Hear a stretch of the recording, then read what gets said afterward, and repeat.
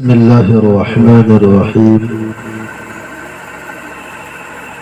نحمده ونصلي على رسوله الكريم أما بعد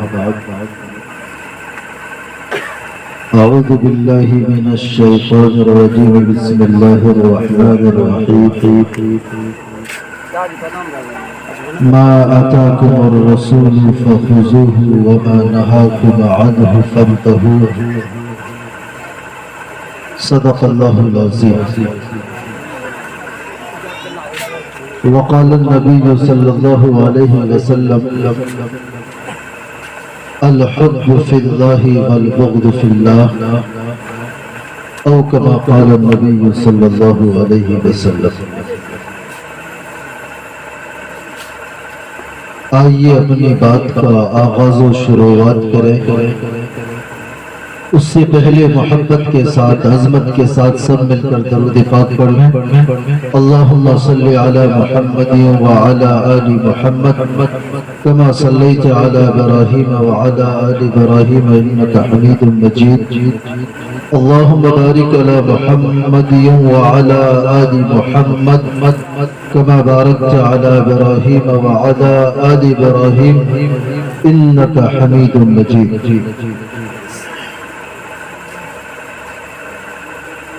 ہمارا یہ مائک والے بھائی کہاں ہے؟ پردے کے پیچھے ہیں، اسی لیے آج آواز اچھی نہیں لگ رہی. ذرا پردے کے باہر ہوتے تو پتہ چلتا کہ آواز. پچھلے پروگرام میں انہوں نے جو مائک میں اپنی مہارت دکھایا تھا وہ بڑا زبردست تھا. 2-4 روز قبل ہی غالباً عیدگاہ ٹولے میں ایک پروگرام تھا. ماشاءاللہ آواز بڑی اچھی ہے. میں بہت مختصر وقت کے لیے آپ کے درمیان حاضر ہوں. اصل میں ہم سب کو ہمارے ہی علاقے کے نہیں بلکہ پورے ملک ہندوستان کے وہ عظیم خطیب، وہ عظیم شخصیت کہ جن کو دنیا مفتی سعد النجیب صاحب کے نام سے جانتی ہے، اصل میں ہم لوگوں کو ان کو سننا ہے. میں تو بارہا آپ کے درمیان کبھی کسی جمعے کے واسطے سے، کبھی کسی چھوٹے موٹے میلاد اور پروگرام کے واسطے سے آپ کی ہماری ملاقات ہوتی رہتی ہے. پتہ نہیں اس وقت ہمارے گاؤں بستی میں غالباً مجھے لگ رہا ہے کہ دھان کے روپنے کا ٹائم ہے، اور اس دھان کی روپائی کے تھکاوٹ کا یہ عالم ہے کہ ہمارا رمنا ٹولہ کا یہ مجمع نہیں لگ رہا ہے. ورنہ رمنا ٹولہ کے لوگوں میں جوش، جذبہ اور خاص طور پر علماء کرام کے بیانات، تقریریں، نعتیں سننے کا وہ شوق کہ کسی محلے کے کسی کونے میں، ہمارے اس محلے کے کسی کونے میں کہیں بھی کوئی چھوٹا موٹا پروگرام ہو تو پورا مجمع فل ہو جایا کرتا ہے. تو یقیناً یہ اس وقت جو کھیتی کا ٹائم چل رہا ہے، صبح سے لے کر شام تک لوگ اس میں اپنے آپ کو کادو کرانے کے چکر میں، گاڑی کے پیچھے، مزدور کے پیچھے، نہ جانے کیسے کیسے کام اس موقع سے ہوتے ہیں. تو اس قدر آدمی پریشان ہو جاتا ہے کہ شام کے وقت بستر پکڑ لیتا ہے. بہرکیف یہاں جو مجمع ہمارا موجود ہے، اگر ہم لوگوں نے ہمارے علماء کرام کے دیے ہوئے خطاب و بیانات کو، ان کی واعظ و نصیحت کو بغور سماعت کیا اور ہم اس کو اپنی عملی زندگی میں داخل کر لیے، تو یاد رکھیے گا یہ چھوٹا سا مجمع اگر دیکھنے کے اعتبار سے ہے، لیکن اگر عملی زندگی میں ہمارا آ گیا تو ہمارا یہ مجمع اور یہ پروگرام کامیاب کہلائے گا. انشاءاللہ کریں گے انشاءاللہ عمل انشاءاللہ. تو بزرگان محترم، اللہ تبارک و تعالیٰ کے فضل و کرم سے ہم لوگ ایک دینی محفل میں بیٹھے ہیں. آج کے اس پرفتن اور گئے گزرے زمانے کے اندر اگر ہم کہیں اپنی تھکاوٹ کو دور کر کے، اپنے آنکھوں کی نیند کو برداشت کر کے اگر علماء کے بیان کو سنتے ہیں، قرآن و حدیث کی بات کو سنتے ہیں، تو یقیناً یہ چیز ہمارے لیے بہت اہمیت کی حامل ہے، بہت ہی اہمیت کی حامل ہے. اللہ تعالیٰ نے اپنے پیارے پیغمبر جناب محمد رسول اللہ صلی اللہ علیہ وسلم کو مخاطب کر کے فرمایا وَذَكِّرْ فَإِنَّ الذِّكْرَى تَنْفَعُ الْمُؤْمِنِينَ کہ اے محمد رسول اللہ آپ لوگوں کو نصیحت کیجئے، آپ لوگوں کو واعظ کیجئے، آپ لوگوں کو دین کی، ایمان کی، قرآن کی، شریعت کی باتیں بتائیے۔ کیوں؟ اس لیے کہ یہ وعد و نصیحت، یہ دین کی باتوں کا کہنا اور اس کا سننا ایمان والوں کو نفع پہنچاتا ہے۔ تو آج ہمیں سے کسی کو فرصت نہیں کہ علماء کے پاس جا کر بیٹھے، ان سے قرآن کی چند آیتیں سیکھیں، ان سے قرآن کی آیتوں کا ترجمہ سیکھیں۔ قرآن ہم سے کیا کہتا ہے، ہمارا اللہ رب العالمین ہم سے کس طور پر مخاطب ہوتا ہے، اللہ کے رسول نے ہمارے لیے کیا کیا پیغام چھوڑے ہیں۔ ہم اتنی فرصت نہیں ہوتی کہ ہم علماء کے پاس، اپنے اماموں کے پاس، اپنے پڑھے لکھے لوگوں کے پاس جا کر کبھی شوق اور جذبے کے ساتھ جائے، یہ ہمیں فرصت نہیں ہوتی۔ اللہ کا فضل ہے کہ یہ چھوٹا موٹا پروگرام، یہ اس کی شکل ہے کہ ہمیں موقع ملتا ہے، ہم جس حال میں ہوتے ہیں حاضر ہوتے ہیں اور ہم سنتے ہیں۔ بزرگوں اور دوستوں یاد رکھیے گا، اگر ہم اللہ کی بات کو، اللہ کے رسول کی بات کو سنیں گے اور اس کو اپنے دل کی گہرائیوں میں بٹھائیں گے، اس پر یقین کامل کریں گے اور ساتھ ہی ساتھ اس پر عمل کرنے کی حتی الامکان کوشش کریں گے، تو بزرگوں اور دوستوں ہماری زندگی کا انداز بدلے گا،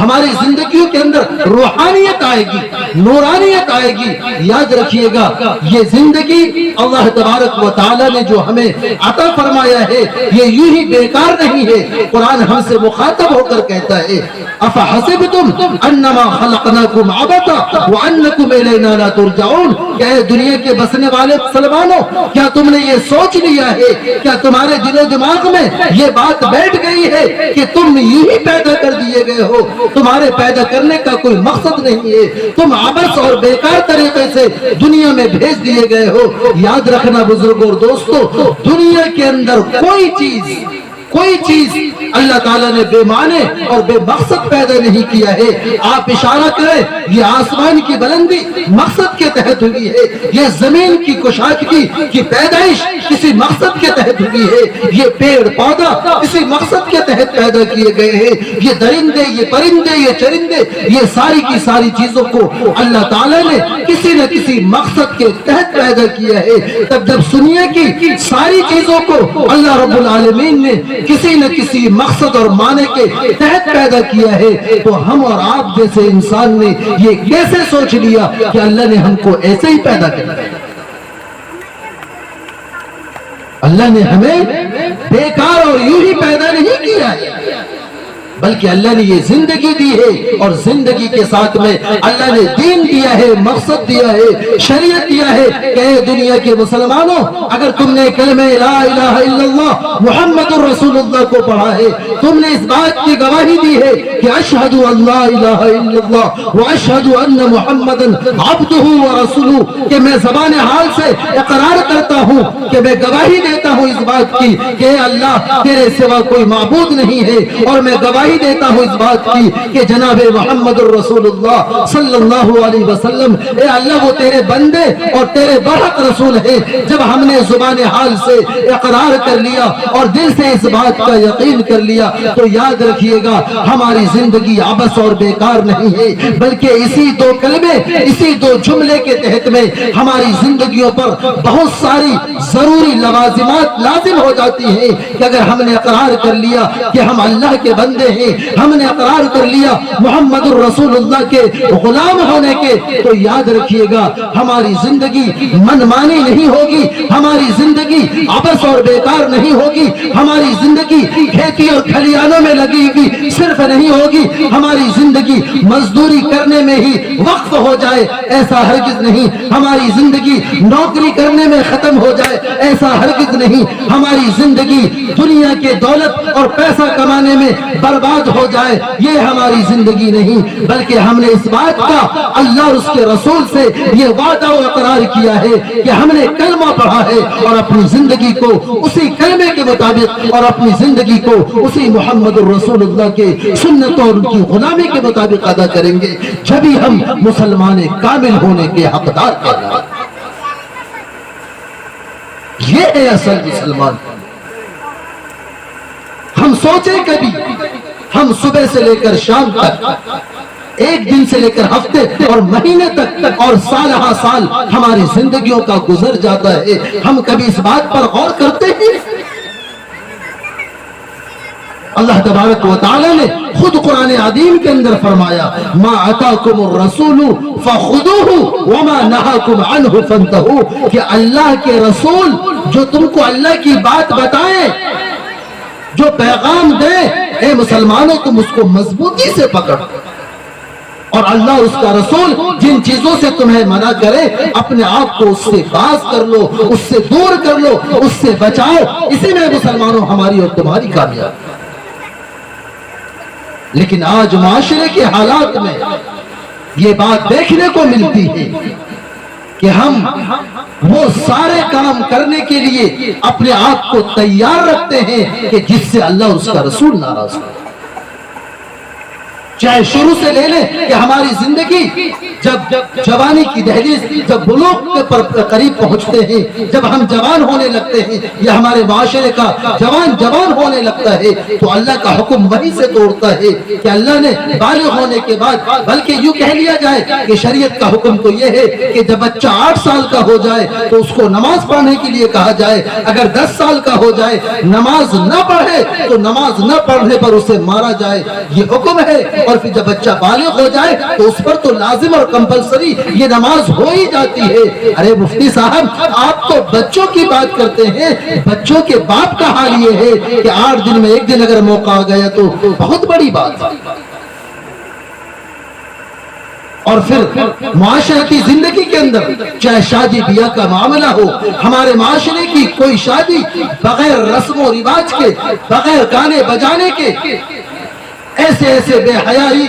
اور غلط طریقے کے گانے ہمارے معاشرے کے اندر رائج ہو گئے ہیں کہ اگر شریف النفس انسان اگر اس راہ نکلنا چاہے، اس گلی اور راستے سے گزرنا چاہے تو اپنے آنکھوں کے اندر، اپنے کانوں میں روئی ڈال لے گا، انگلیاں ڈال لے گا، جب جا کے وہ راستہ نکل پائے گا۔ ایسے غلیظ اور گندے گانے معاشرے میں جہاں ہماری قوم کی بہو بیٹیاں ہیں، جہاں ہماری قوم کی ماں اور بہنیں ہیں، ایسے معاشرے کا عالم یہ ہے۔ اور ہم اس کو کیا کرتے ہیں؟ ایک شادی کے نام پر، ایک نکاح کے نام پر ہم ایسے گناہوں کو اپنے معاشرے کے اندر، اپنے محلے کے اندر رواج دیتے ہیں۔ اور افسوس تو اس وقت ہوتا ہے کہ جب ایسے گانے بجانے کا اگر ماحول نہ ہو تو لوگ کہتے ہیں کوئی شادی ہے، ایسی شادی کا کوئی مزہ ہی نہیں۔ بزرگوں، دوستو، اللہ اس سے ناراض، اللہ کا رسول بھی اس سے ناراض، دین کا بھی نقصان، دنیا کا بھی نقصان۔ لیکن ہم سوچتے نہیں ہیں، ہم غور نہیں کرتے ہیں، ہمیں اس پر آج شادی بیاہ کے نام پر ہمارے معاشرے کے اندر اس قدر سختی لا دی گئی ہے، چاہے وہ رسم و رواج جہیز کے تعلق سے ہو، تلک کے تعلق سے ہو، ڈیمانڈ کے تعلق سے ہو، یا پھر گھریلو معاشرتی رسم و رواج کے تعلق سے ہو، ہر طور پر ہمارا معاشرہ برباد ہو۔ اور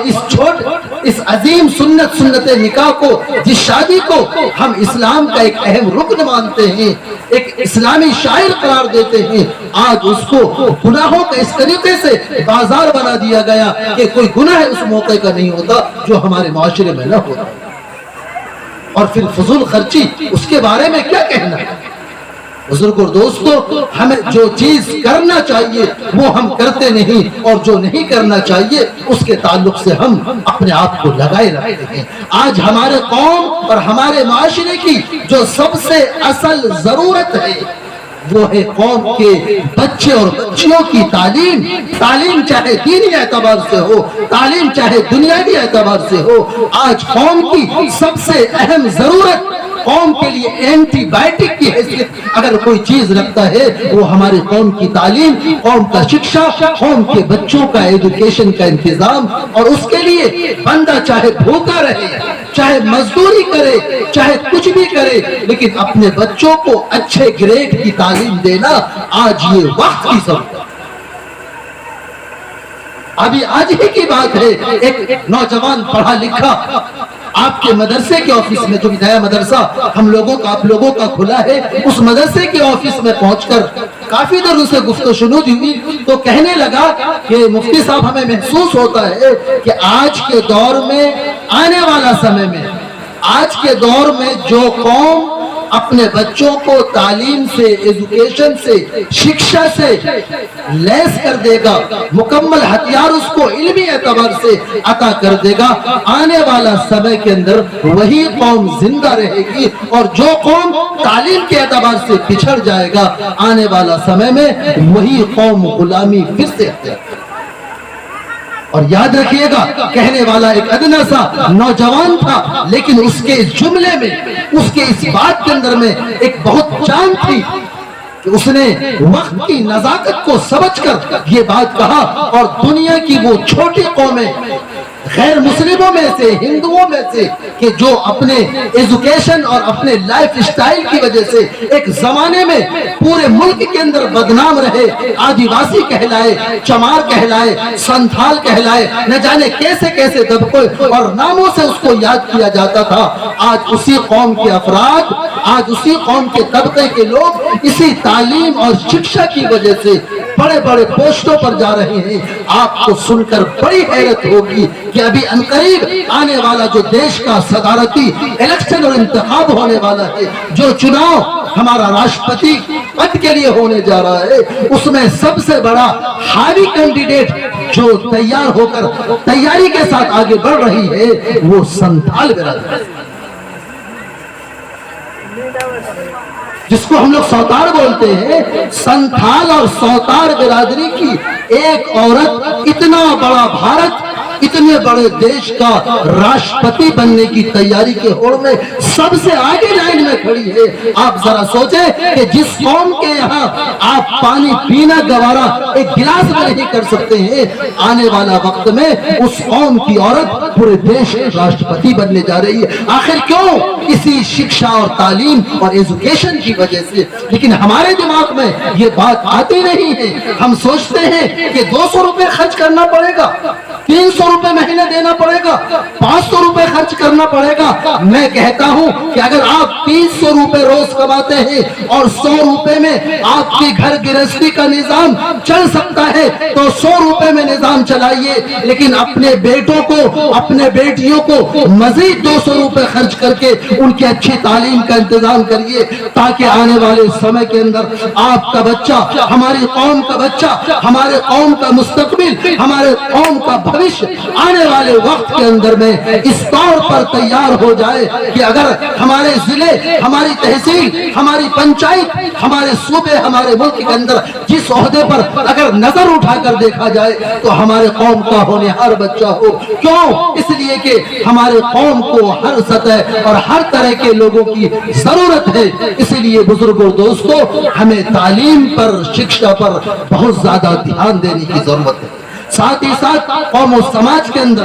خاص طور پر ہمارے محلے اور معاشرے کے اندر جو برائیاں ہیں، خاص طور پر سود و بیاج کے اعتبار سے، نشے کے اعتبار سے، آج مسلم قوم کو اور ان کے نوجوانوں کو اس نشے کی گندی عادت اور لت نے اس قدر تباہ و برباد کر دیا ہے، اندر سے اس قدر کھوکھلا کر دیا ہے کہ ان کی گاڑھی اور اچھی خاصی کمائی جو بڑی محنت اور پسینے کے ساتھ ان کے ماں باپ یا یہ خود کماتے ہیں کہ اس کے ذریعے سے وہ اپنے موجودہ نسلوں کی، اپنے گاؤں گھر سماج کی ترقی کے اندر میں کچھ نہ کچھ اپنا کردار ادا کرتے، لیکن ہائے افسوس ایسے محنت اور گاڑی کمائی کو لوگ نشے کے بازار میں جا کر اس کو اڑا ڈالتے ہیں، ختم کر ڈالتے ہیں۔ حال یہ ہوتا ہے گھر برباد، اولادیں برباد ہو جاتی ہیں، میاں بیوی کے رات دن کے جھگڑے اور لڑائیاں اسی کی وجہ سے ہوتی ہے۔ اللہ کے واسطے اپنے گھروں اور خاندانوں کو تباہ نہ کیجیے، ایسی گندی عادتوں سے اپنی بستی، اپنے محلے، اپنے نوجوانوں کو بچائیے۔ یاد رکھیے گا ہمارا جو نئی نسل ہے، یہ نئی نسل ہمیں جس کردار کے ساتھ ہمیں وہ نسل دیکھے گی، ہمیں جو کام کرتے ہوئے دیکھے گی، جس ہیبٹ اور خصلت کے ساتھ دیکھے گی، آنے والے وقت میں ہماری وہ نئی نسلوں کے پودے وہی کام کرے گی جو ہم کرتے ہیں۔ ہم کیا سکھائیں گے وہ اس پر عمل نہیں کرتے، بلکہ ہمیں کس حال میں دیکھتے ہیں وہ چیز کی ان کے دل و دماغ پر اثر ہو جاتا ہے۔ اس لیے بزرگوں اور دوستوں، میں آپ سے درخواست کرتا ہوں، خصوصاً نوجوانوں سے درخواست کرتا ہوں، اللہ کے واسطے ہم اپنی قوم و سماج کو اور اپنی زندگیوں کو ایسی گندی چیزوں سے بچائیں اور اپنے معاشرے کو بہتر بنانے کی کوشش کریں۔ انہی چند پیغام کے ساتھ حضرت والا کی آمد ہو چکی ہے، مزید کچھ کہنے کی میرے اندر اور سکت نہیں۔ اللہ نے پھر کبھی موقع دیا تو پھر کبھی بات ہوگی، پھر کبھی ملاقات ہوگی۔ وآخر دعوانا ان الحمدللہ رب العالمین، والسلام علیکم ورحمۃ اللہ۔